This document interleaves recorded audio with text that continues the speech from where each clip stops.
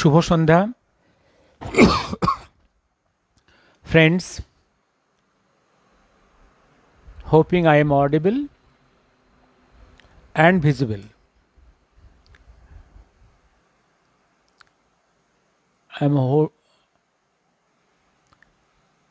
ছোট ক্যামেরায় এলাম বাধ্য হয়ে। ডেস্কটপটা লাইভ ফেসবুক স্টার্ট করতে পারছি না, বাধ্য হয়ে হ্যান্ডসেটে আসছি। শুভরাত্রি ফ্রেন্ডস, আজকে কয়েকটা বিভিন্ন বিষয়ে কথা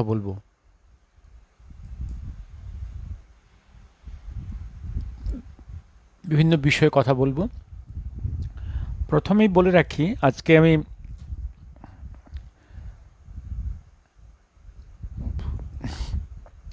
একটা খুব ডিবেট চলছে, সেটা হচ্ছে এই যে পশ্চিমবাংলায় রায় মার্টিন একটা বুক প্রিন্টিং কোম্পানি, ওদের প্রচুর বই বিক্রি হয়। এখানে পশ্চিমবাংলায় খুব ভালো রেজাল্ট করতে গেলে নাকি ওদের বই পড়তে হয়, রায় অ্যান্ড মার্টিন কোম্পানি।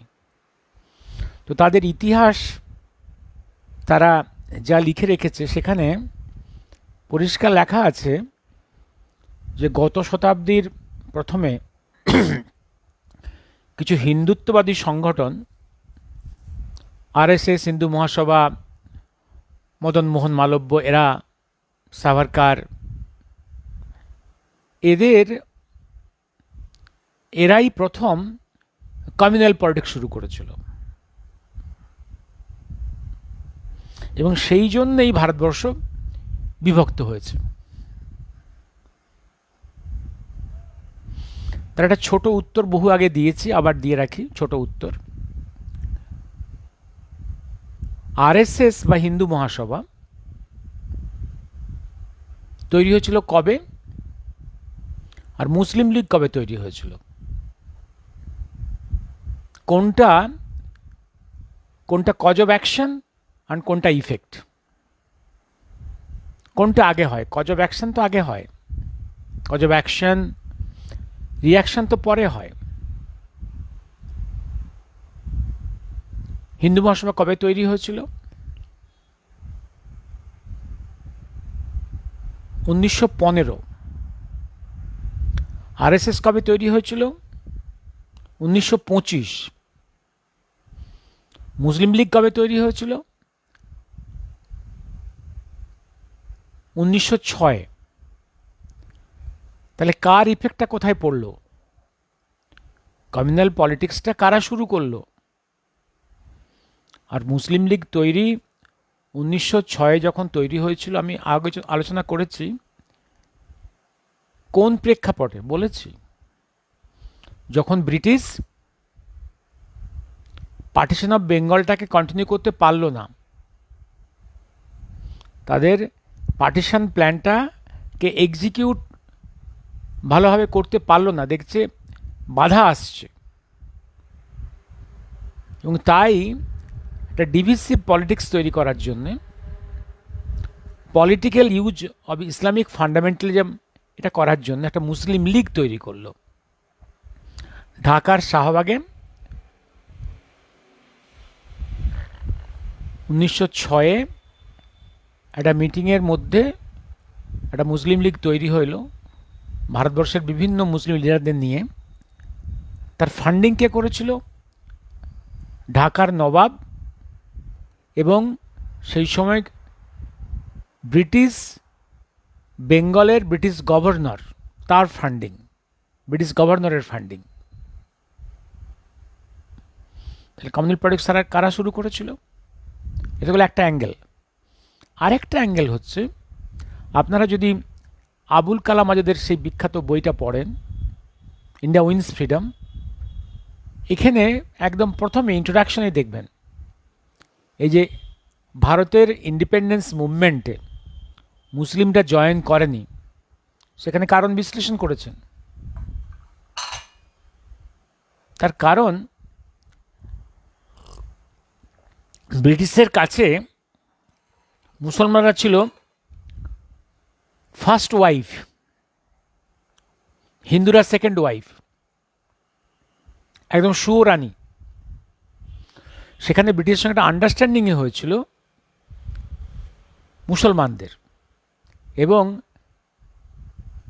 মুসলমানরা একদম আলিপুর যে সেন্টার, আলিপুর নয়, আলিগড় সেন্টার, আলিগড় থেকেই তো মুসলমানদের পলিটিক্যাল প্রিচিংসগুলো হতো। সেই প্রিচিংসের মূল কী ছিল? যে ব্রিটিশের সঙ্গেই থাকতে হবে, ব্রিটিশ তাদের স্বার্থ দেখবে, সুতরাং এনি ফ্রিডম মুভমেন্টে জয়েন করাটা ব্রিটিশের স্বার্থের বিরুদ্ধে এবং মুসলমানদের স্বার্থের বিরুদ্ধে। এই ছিল আন্ডারস্ট্যান্ডিং। এই নিয়ে আবুল কালাম আজাদকে যখন ইরান, ইরাক, ওদিকে ইজিপ্ট এবং তুরস্কে ঘুরে বেড়াচ্ছেন তার লার্নিং পিরিয়ডে, তার পিলগ্রিমেজের সময়, উনি তো ইসলামিক স্কলার, সেখানে এই প্রশ্নগুলো তাদেরকে ওনাকে শুনতে হয়েছে যে ভারতবর্ষের মুসলমানরা কেন এত ইংরেজ প্রেম, তাদের ইংরেজের সঙ্গে এত দহরম মহরম কেন, কেন মুসলিমসরা, ভারতবর্ষের মুসলিমরা ইংরেজদের বিরুদ্ধে স্বাধীনতা সংগ্রাম করছে না। That was the questions asked by this people of this area. Iran, Iraq থেকে আরম্ভ করে ইজিপ্ট এবং তুরস্কের লোকেরা তাকে প্রশ্ন করেছেন। সুতরাং যারা এই যে কিছু মানুষ সকল, এই যে আমি বলি এটা সিকুমাকু Congo group, Radha Chatterjee is watching, okay thank you, এই যে কথাগুলো বলে যে হিন্দুরাই প্রথম কমিউনাল পলিটিক্স শুরু করেছিল, তারাই ভারত বিভাগ এর জন্য দায়ী, এটা অত্যন্ত মিথ্যে কথা। কারণ আরএসএস তৈরি হয়েছিল 1925-এ, 1915-এ তৈরি হয়েছিল হিন্দু মহাসভা, তারও বহু আগে তৈরি হয়েছিল মুসলিম লীগ, ব্রিটিশ গভর্নরের টাকায় এবং ঢাকার নবাবের টাকায়।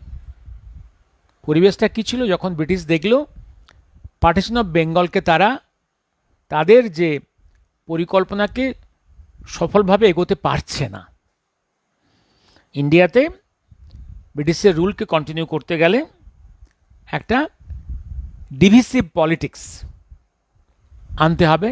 সেই ডিভিসিভ পলিটিক্স তৈরি করার জন্যে মুসলমানরা হচ্ছে সবথেকে বড় অস্ত্র ব্রিটিশের কাছে। আপনারা আশা করি যারা প্রশ্ন করে তাকে উত্তর দিতে পারবেন। এই সিকোয়েন্স অফ ইভেন্টসটা, the birth of Muslim League 1906, birth of Hindu Mahasabha 1915, and birth of RSS 1925। সুতরাং কোনটা কার ইফেক্টে হচ্ছে? তারপরের একটা, আজকে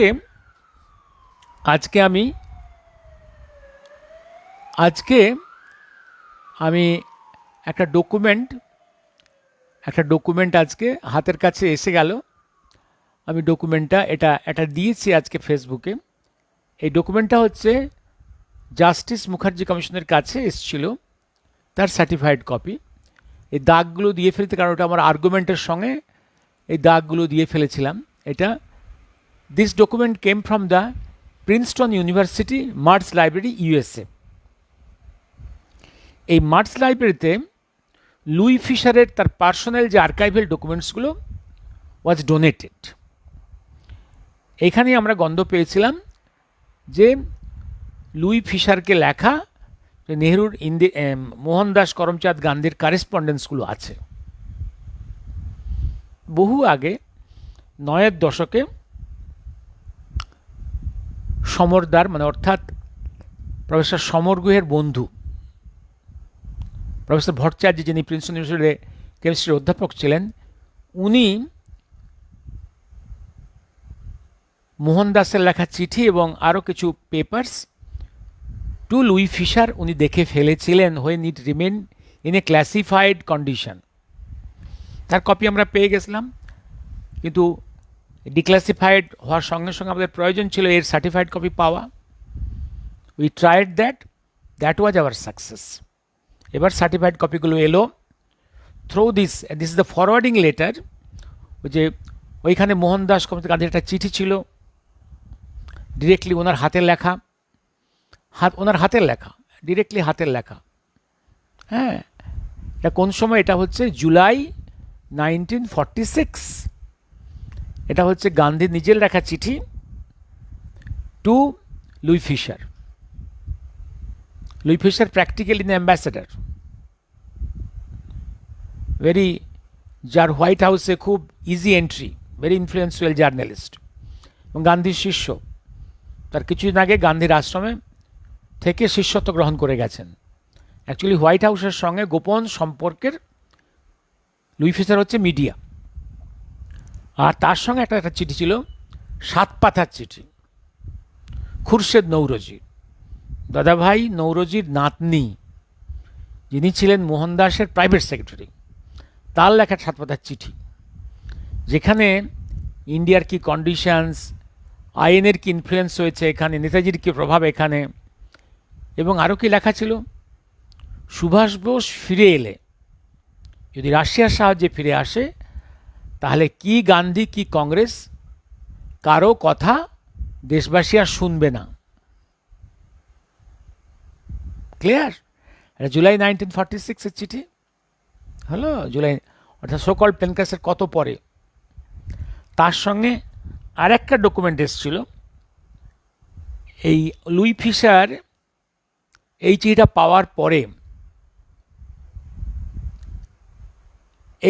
পাওয়ার পরে সঙ্গে সঙ্গে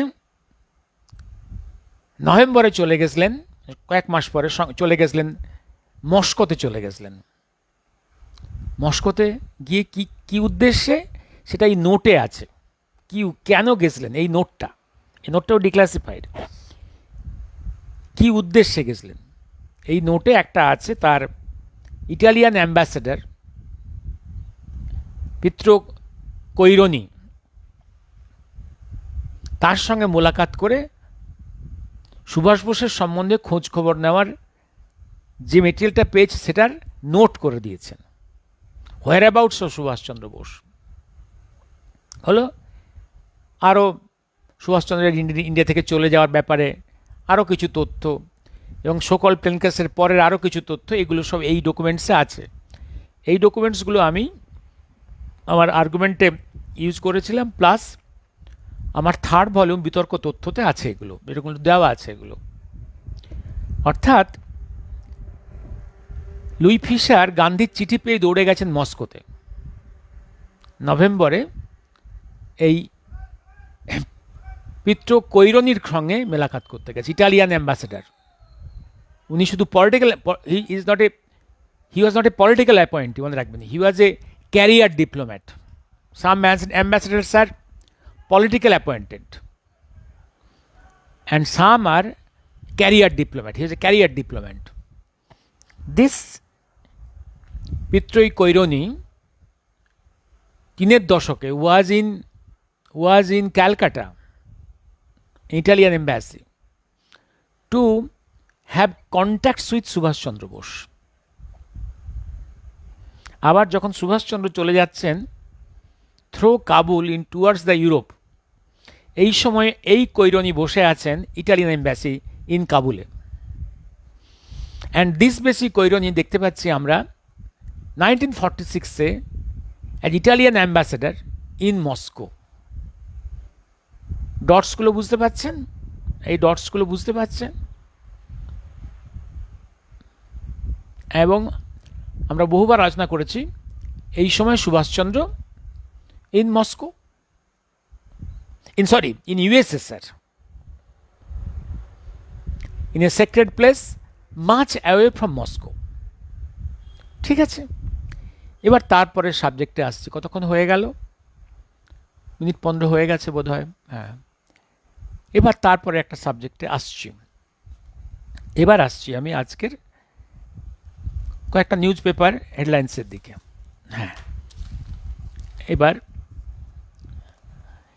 এবার একটা জিনিস, বাংলাদেশ ইভেন্টস নিয়ে মন্তব্য করব না, একটা জিনিস শুধু বলে রাখি, আমেরিকান ডিপ স্টেট, মনে রাখবেন আমেরিকান ডিপ স্টেট কিন্তু মেন ফান্ডিং করে weapon lobby of the America, weapon lobby of the USA, main funder of the deep state in USA. তারা পৃথিবীর বিভিন্ন দেশের বিভিন্ন গভর্নমেন্টকে তোলা ফেলা এই কাজগুলো করে নিজেদের স্বার্থে। এবং এই ডিপ স্টেটটা কিন্তু কি ডেমোক্রেটিক পার্টি কি রিপাবলিকান পার্টি, কারো কথা কিন্তু ফুললি কন্ট্রোলে নেই। They are neither under full control of Democratic Party or Republican Party. ওরা ওদের ওয়েপন লবির, ওয়েপন ইন্ডাস্ট্রির স্বার্থে সব কিছু করে। এই deep state with the help of Pakistan and other some other countries হাসিনাকে, গভর্নমেন্টকে ডিস্টাবিলাইজ করেছে, তাকে ওখান থেকে ফেলে দিয়ে সরিয়েছে, এবং আজকে বাংলাদেশের কি অবস্থা হচ্ছে বুঝতে পারছেন। এই same deep state also in last parliament election in India they tried to destabilise our central government, এবং সেই ক্যাম্পেনিংও হিউজ ফান্ডিং করেছিল। মিডিয়াতে আজকাল আর্টিফিশিয়াল ইন্টেলিজেন্স এসে গেছে, এবং রিপোর্টারদের, বড় বড় জার্নালিস্টদের ভালো ফান্ডিং করলে তারা স্টোরি লেখে, তারা প্রোপাগান্ডা করে। মিডিয়া হাউস দিয়ে রং প্রোপাগান্ডা, মিথ্যে প্রোপাগান্ডা করা যায়, তা দিয়ে পাবলিক মাইন্ডকে তৈরি করা যায়, নিয়ে অনেক কিছু মিথ্যা কথা রটিয়ে অনেক কিছু বলা যায়। সেখানে ভগবানকে ভূত করে দেওয়া যায়, ভগবানকে শয়তান বানিয়ে দেওয়া যায়, এবং শয়তানকেও ভগবান বানিয়ে যায়।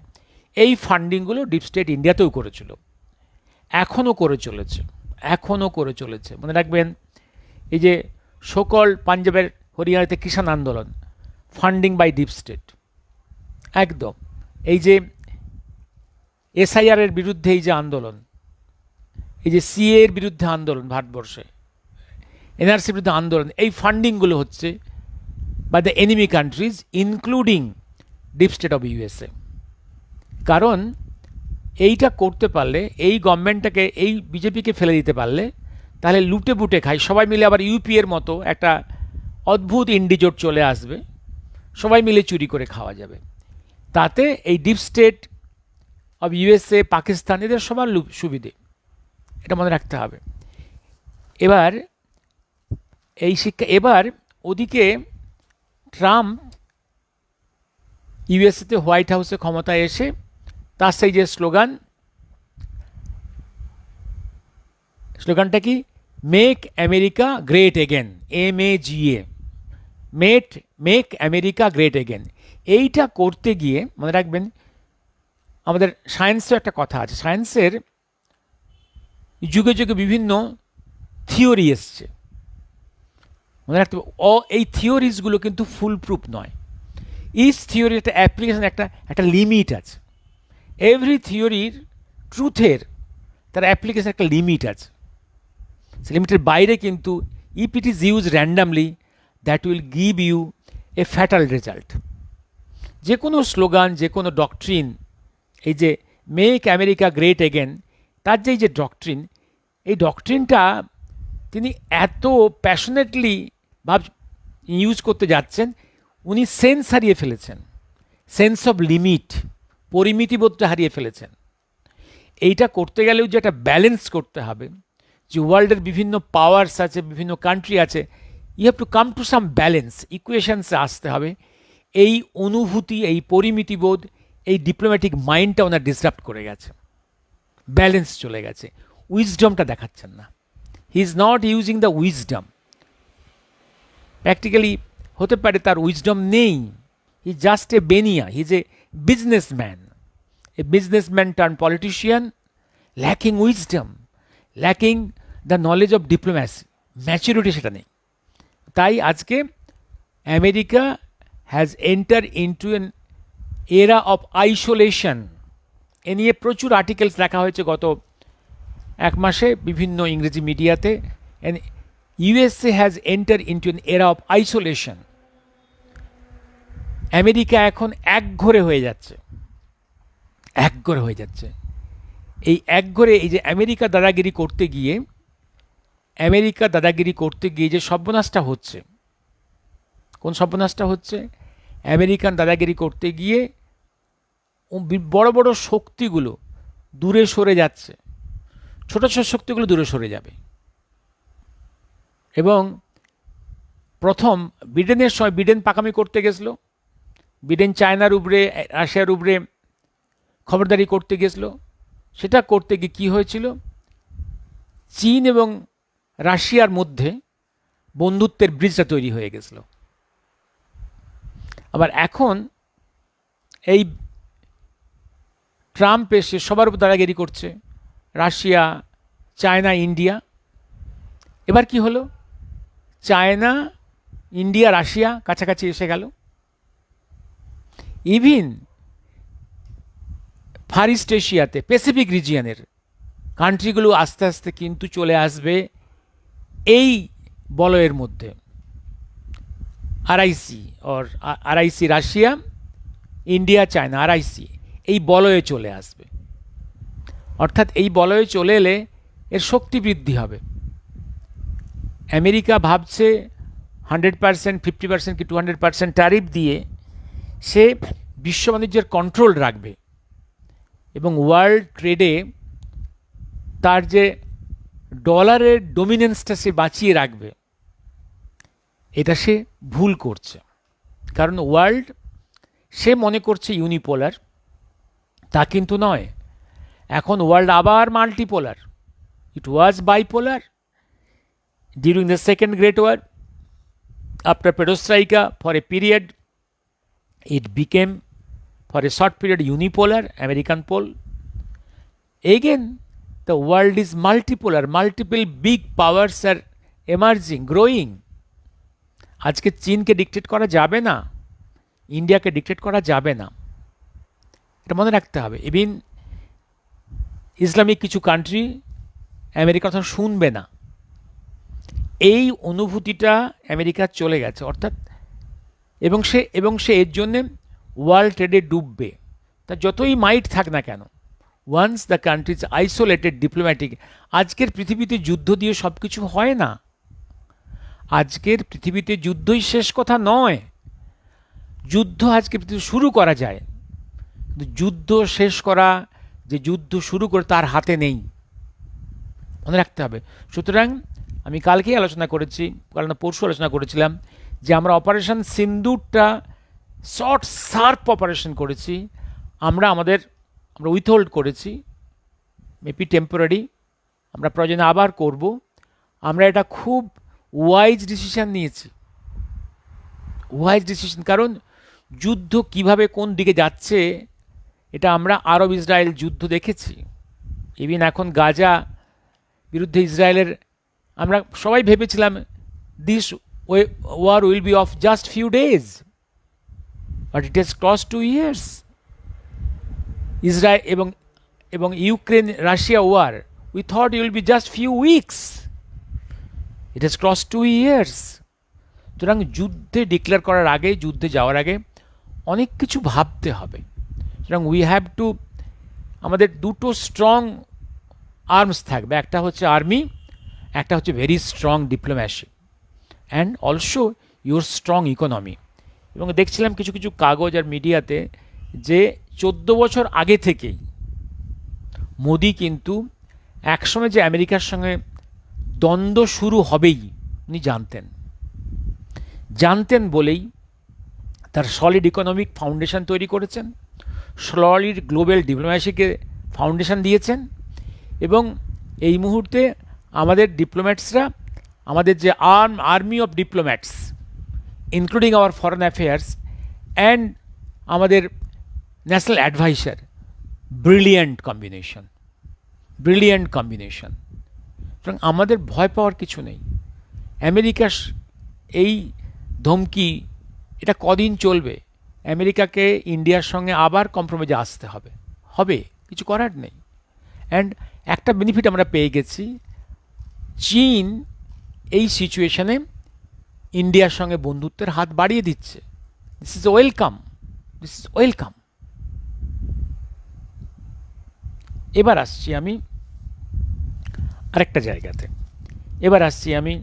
হ্যাঁ, এইবার আরেকটা জায়গাতে, এবার ওই জায়গাটাতে আজকের টাইমস অফ ইন্ডিয়াতে 3টে পার্টে একটা খবর বিভিন্ন অ্যাঙ্গেল থেকে দেখানো হয়েছে। এটা খুব ভালো। মনে রাখবেন, কয়েক মাস আগে ম্যাড্রাস অ্যাসেম্বলিতে একটা বিল পাস হওয়ার কয়েক বছর আগেই হয়েছিল। Madras assembly passed a bill, সেই বিলটা ওরা পাঠিয়েছিল to governor for signing. Governor সই করেনি এবং টু প্রেসিডেন্টও পাঠাননি। সেই জন্যে ম্যাড্রাস গভর্নমেন্ট সুপ্রিম কোর্টে কেস করেছিল এবং তার পরিণতিতে one bench of the Supreme Court passed an order in time, একটা টাইম ফ্রেমের মধ্যে গভর্নরকে এবং প্রেসিডেন্টকে এই বিলে সই করতে হবে। There should be a time frame. এই প্রেক্ষাপটে প্রেসিডেন্ট একটা has sent a letter of reference to the supreme court. এই লেটার অফ রিফারেন্স যেটা, সেইটা being studied by a constitution bench of I think 5 judges headed by CJI, Chief Justice of India, এটা চলছে। সেইখানে যে অনেকগুলো প্রশ্ন আসছে যে গভর্নর বা প্রেসিডেন্টকে টাইম বেঁধে দেওয়া যায় কি না। Can supreme court order A governor or president, can supreme court order, second point, time বেঁধে দিতে পারে, টাইম ফ্রেম ইম্পোজ করতে পারে কি না ফর সাইনিং এনি বিল। এই প্রশ্নগুলো আসছে। এই প্রেক্ষাপটে এবার ন্যাচারালি প্রেসিডেন্টের ক্ষমতা কি, তার কি রাইটস অ্যান্ড অব্লিগেশনস, তার কর্তব্য, গভর্নরের কি কর্তব্য, এগুলো ডিসকাসড হচ্ছে। কি কথাগুলো উঠে আসছে আজকের টাইমস অফ ইন্ডিয়ার ফ্রন্ট পেজ এবং পেজ 5-এ অনেকগুলো অ্যাঙ্গেল থেকে হয়েছে। Supreme Court orders probe as NCLAT member claims bid to judge to no, এটা নয়, সরি, এটা this is not the Supreme Court আজকের পেজ 1, হ্যাঁ,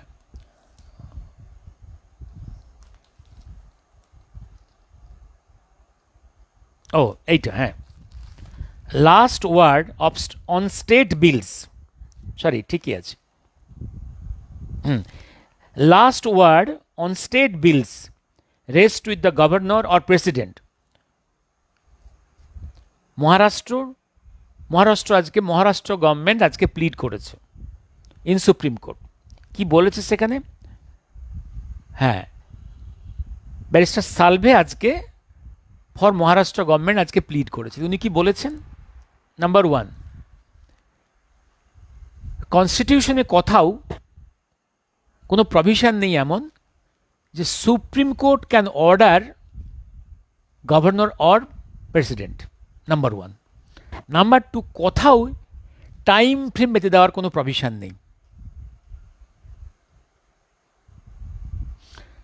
নাম্বার 3, সুপ্রিম কোর্ট নিজে কোনো আইন তৈরি করতে পারে না।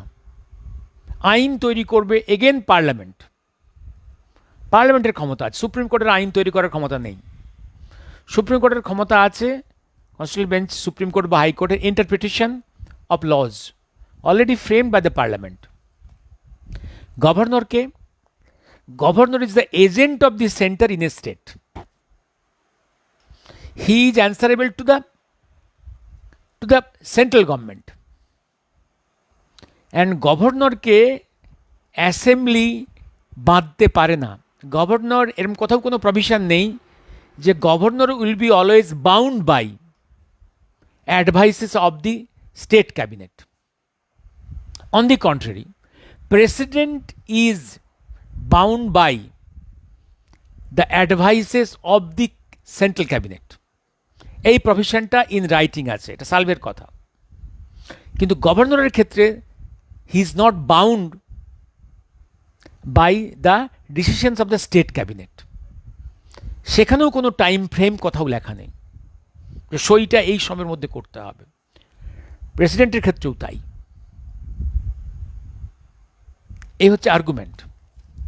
এবার আসছি আমি কয়েকটা লাইন কি পড়া দরকার আছে, আপনারা পারলে পড়ে দেবেন। এবার আর্গুমেন্ট চলছে এখন। এবার আজকে সেন্ট্রাল গভর্নমেন্টের তরফ থেকে আর্গুমেন্ট হয়েছে, এবার বিজেপি রুলড স্টেটসগুলো থেকে আর্গুমেন্ট কমপ্লিট হয়ে গেছে। Now non BJP states they will start argument. Let us see, let us see. Salve কি বলেছে? Supreme Court can not set timeline for governors to clear the bills. পরিষ্কার। আরেকটা বড় হেডলাইন আছে আজকের, যে 2001 সালে সুপ্রিম কোর্ট হাইকোর্টগুলোর জাজমেন্ট দেওয়ার টাইম ফ্রেম বেঁধে দিয়েছিল। 2001 সালে one bench of the Supreme Court in nearly 24 years back to get high courts to comply with its 2001 judgment laying guidelines on speedier pronouncement of verdicts। 2001-এই Supreme Court একটা bench verdict দিয়েছিল যে speedier pronouncements of the verdicts in Supreme Courts. সেটা 24 বছর হয়ে গেছে, এখনও ইন্ডিয়ার কোনো হাইকোর্ট সেটাকে ওবে করেনি। তাহলে কি হবে? The subject, can Supreme Court order a High Court? Can Supreme Court order a High Court?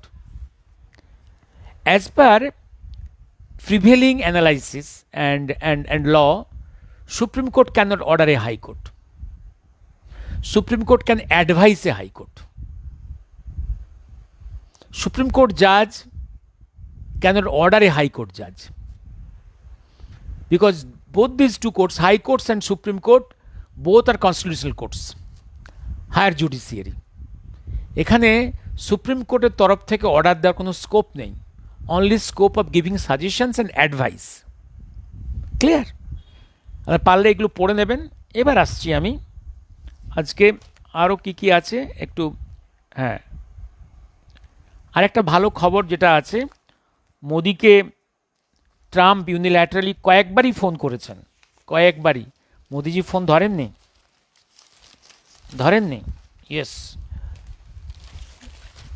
Yes, Modi also decline Trump's Washington invite. এবং তাই নয়, এই কয়েকদিনে কয়েকবারই ফোন এসছে, মোদিজি ফোন ধরেননি। শুধু তাই নয়, গতবারে যখন মোদিজি ইউরোপ থেকে G20 সামিট অ্যাটেন্ড করে ফিরছিলেন, তখন ওখানে ট্রাম্প ইউএসএতে ইনভাইট করেছিলেন, উনি ইনভিটেশন নেননি। Modi also decline Trump's Washington invite after G20 meet. সিজেন্ড ইউজ এবং অনেকগুলো পেপারসে, ওয়াশিংটনের অনেকগুলো পেপারসে এগুলো ডিসক্লোজড হচ্ছে। সিজেন্ড US analysis, even former officials who are not particularly well inclined towards New Delhi, suggest that Trump's personal pick more than policy issues is driving ties off the cliff and are warning that his hostility towards India will drive it closer to China and Russia.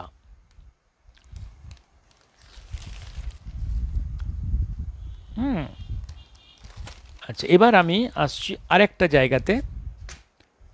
আজকের স্টেটসম্যানসের ভালো কিছু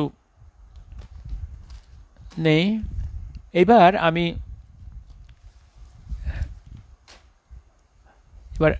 আমি আরও কয়েকটা এতে আসছি।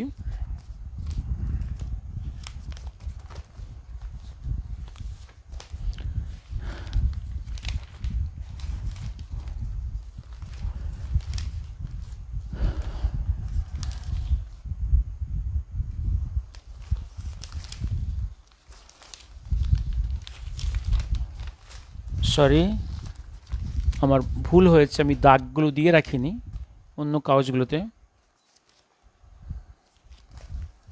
হ্যাঁ, যে জিনিসটা আজকের 49 মিনিটস, ইয়েস, আজকের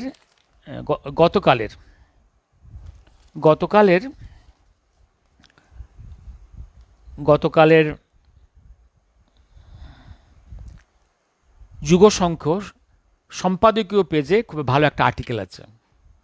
রাহুল গান্ধীর নেতিবাচক ভূমিকা দেশকে দুর্বল করছে। এটা অবশ্য আমি কয়েকদিন আগে এগুলো ডিসকাস করেছি। এবং নেতিবাচক, এত পুরনো একটা দলের নেতা কি রোল প্লে করছে দেখুন। প্রথমত তো ও চিৎকার করে বলেছিল যে এই যে ইন্ডিয়া বিদেশ থেকে যে ওয়েপন্সগুলো আনছে সেখানে নাকি খুব করাপশন আছে। এ নিয়ে অনেক হইচই হলো, পার্লামেন্টে গিয়েও সে ধাক্কা খেলো, এতে সুপ্রিম কোর্টে ধাক্কা খেলো, তবু তার লজ্জা নেই। চিৎকার করে বলে যাচ্ছে যে সাভারকার দেশপ্রেমিক নয়, ব্রিটিশ এজেন্ট। হ্যাঁ, সেটা নিয়েও কোর্টে ধাক্কা খেয়েছে এবং কোর্ট থেকে ওয়ার্নিং পেয়েছে। তারপর গান্ধী মার্ডার, আরএসএস নাকি গান্ধী মার্ডার করেছে, সেক্ষেত্রেও আঘাত পেয়েছে। কোর্ট তাকে আঘাত দিয়েছে। এরকম একের পর এক বিভিন্ন রকমের। তারপর এখন এসআইআর নিয়ে লম্ফজম্প করছে, সেটা সুপ্রিম কোর্টে কী অবস্থা হয়েছে দেখতে পেয়েছেন। এবং ইন্ডিয়ার কোনো অগ্রগতি, কোনো ব্রাইট সাইড সে দেখতে পাচ্ছে না। কারণ এটা আজকের এই সত্যগুলো আস্তে আস্তে বেরিয়ে আসছে। ঠিক যেমন মোহাম্মদ ইউনুসকে দিয়ে আমেরিকান ডিপ স্টেট এবং এনিমি কান্ট্রিগুলো বাংলাদেশকে ডিস্টেবিলাইজ করেছে। আজকে বাংলাদেশে কে গভর্নমেন্ট, কোথায় গভর্নমেন্ট কেউ জানে না। ঠিক তেমনি এই রাহুলকে দিয়ে আমেরিকান ডিপ স্টেট এবং কিছু এনিমি কান্ট্রি ইনক্লুডিং পাকিস্তান ওকে খেলাচ্ছে। কারণ রাহুল মনে করেছে যে রাজবংশের ছেলে, তার বাবা ঠাকুরদা সবই তো দেশের প্রধানমন্ত্রী হয়েছিল এক চান্সেই। কেউ তো প্রমোশন নিয়ে, কেউ মুখ্যমন্ত্রী ছিল না কখনো, কোনো অন্য মন্ত্রী ছিল না, একদম স্ট্রেট নেহেরু ডিরেক্ট প্রধানমন্ত্রী। নেহরু তো আর বাই ইলেকশন প্রধানমন্ত্রী হননি, বা দ্য চয়েস অফ আমেরিকা। আপনারা শুনলে অবাক হয়ে যাবেন, 1946-এ নেহরুকে পিএম করতে হবে, এই প্রপোজালটা এসেছিল আমেরিকা থেকে। গান্ধী তো মনে মনে ব্রিটিশের নির্দেশে চয়েস করেই রেখেছিলেন যে নেহরুকে পিএম করা হবে। ইংলিশ স্পিকিং কি স্কলার ফ্রম হ্যারোতে পড়াশুনো করেছে, ইংলিশ স্পিকিং, এরকম লোককে করতে হবে। তাই 46-এ নেহরু তার আগে দুবার কংগ্রেস প্রেসিডেন্ট হয়েছিলেন, তার সত্ত্বেও 46 আবার তাকে কংগ্রেস প্রেসিডেন্ট করা হয়েছিল। কারণ for priming his entry into the post of the prime minister of this truncated India তৈরি হচ্ছিল। আর পার্টিশনের প্ল্যানটা তো বহু আগেই হয়ে গেছিলো। নেতাজি 1944 সেপ্টেম্বর রেডিও স্পিচে তো বলেই দিয়েছেন যে গান্ধী পাকিস্তান জিন্নার পাকিস্তান প্রপোজাল মেনেই নিয়েছেন। পাকিস্তান হয়ে গেলে ট্রাঙ্কেটেড ইন্ডিয়ার প্রাইম মিনিস্টার নেহরুকে করা হবে, এটা গান্ধী আগে থেকে প্ল্যান করেই নিয়েছিলেন এবং তাই সেভাবে এগিয়েছে। সেই সময় ইন্ডিয়ার majority provincial Congress committees they wanted Patel to the prime minister. নেহরুকে কেউ চায়নি। তা সত্ত্বেও এটা একটা রিগিং, এটা একটা রিগিং। ওরা ডেমোক্রেসি বলে। আমি কদিন আগে বলেছিলাম ডেমোক্রেসি, কংগ্রেসে আবার ডেমোক্রেসি কোথায়? কংগ্রেসের ডেমোক্রেসি হচ্ছে সোনার পাথর বাটি। এই যে ইন্ডিজোটের পার্টিগুলো মেজরিটি হচ্ছে ফ্যামিলি পার্টি বা ইন্ডিভিজুয়াল পার্টি। কংগ্রেস এই মুহূর্তে পুরোপুরি ফ্যামিলি পার্টি। কংগ্রেস তৈরি করেছিল হিউম, ভাইসরয়ের নির্দেশে আলোচনা করেছি। মুসলিম লীগকে তৈরি করেছিল ব্রিটিশ। কমিউনিস্ট পার্টি তৈরি হয়েছিল তাসখান্দে, পরে ব্রিটিশরা কিনে নিয়েছিল সেকেন্ড গ্রেট ওয়ারের সময়। This is purely British agent. ওই সময়কার ডকুমেন্টগুলো আমি দেখিয়ে দিয়েছি, ফেসবুকে আপলোড করেছি। ওই সময় Communist Party of India was under the control of Great Britain Communist Party, Comintern বা মস্কোর আন্ডারে নয়। সুতরাং এদের মধ্যে ওদের কাছ থেকে গণতন্ত্র আশা করা যায় না। আর আরও বলেছি, প্রি পার্টিশন ইন্ডিয়ার কংগ্রেসের একবারই ইলেকশন হয়েছিল 1939। সুভাষচন্দ্র সেই ইলেকশনে কন্টেস্ট করে জিতেছিলেন। অ্যান্ড ওই কংগ্রেস হিস্ট্রির অনলি ইলেক্টেড প্রেসিডেন্টের বিরুদ্ধেই হোল গান্ধী জানটা যুদ্ধ ঘোষণা করে দিল, নন কোঅপারেশন মুভমেন্ট শুরু করে দিল। এরা নাকি গণতন্ত্রের পূজারী। আর সেই দিন গান্ধীকে, সুভাষচন্দ্রকে হেকেল করার জন্যে কংগ্রেস মঞ্চে হিটলার মুসোলিনির জয়গান গাওয়া হয়েছিল। কি বলা হয়েছিল?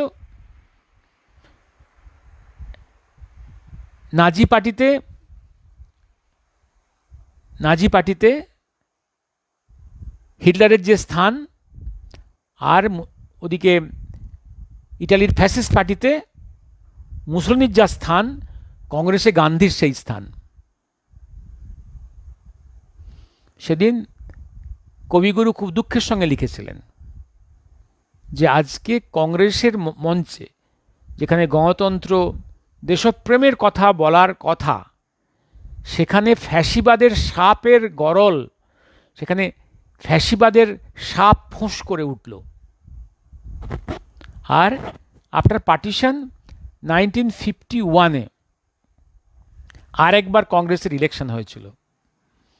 নেহরুর ইচ্ছের বিরুদ্ধে পুরুষোত্তম দাস ট্যান্ডন উনি কন্টেস্ট করেছিলেন to become the president. Henry was elected president, তাকেও পদত্যাগ করতে হয় নেহরুর চাপে।